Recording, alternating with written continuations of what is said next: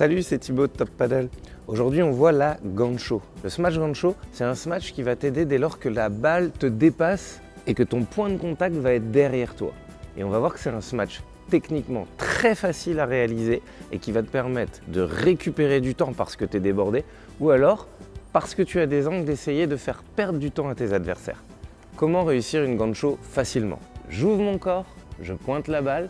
Généralement, donc c'est une balle profonde puisque mon point de contact va être derrière moi, elle me déborde.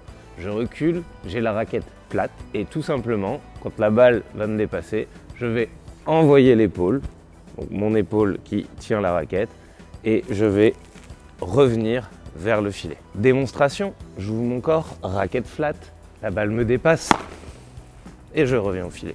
Il n'y a vraiment rien de compliqué.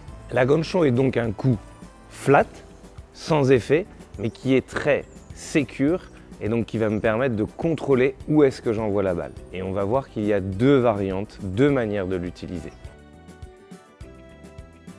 La première des utilisations, c'est tout simplement de gagner du temps. La balle vient de me dépasser, du coup je suis souvent loin du filet. On va chercher à faire une balle assez longue, lente et relativement haute pour mon adversaire, qui va l'inciter à laisser passer la vitre.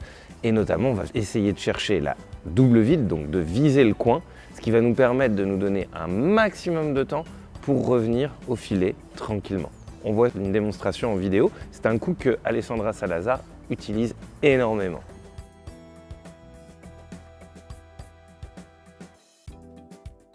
Donc vous voyez que c'est un coup relativement simple à réaliser, mais qui permet de contrer un bon lob et de forcer l'adversaire à me relaisser gagner le filet avec énormément de temps.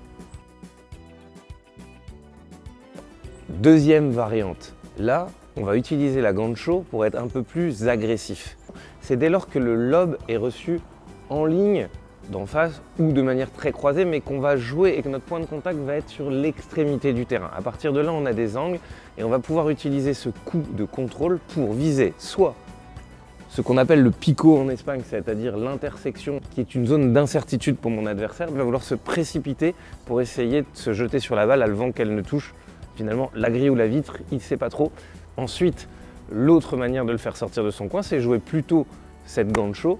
Alors je suis excentré vers le milieu du terrain pour qu'elle quitte un petit peu l'adversaire que j'ai en face de moi et que mon adversaire que j'ai dans ma diagonale, qui normalement est censé protéger le picot, veuille se rendre. Ça crée une incertitude entre les deux puisque qui va devoir aller la jouer? Elle va passer proche de l'adversaire qui est en face, elle est relativement éloignée mais elle se dirige vers mon adversaire en diagonale. C'est plutôt aussi un bon coup à jouer et Vito, notre coach à Malaga, plus précisément à Torre del Mar, à 20 minutes au-dessus de Malaga, nous montre et nous fait la démonstration de ces deux ganchos un peu plus agressives, tout en restant un coup de contrôle bien évidemment.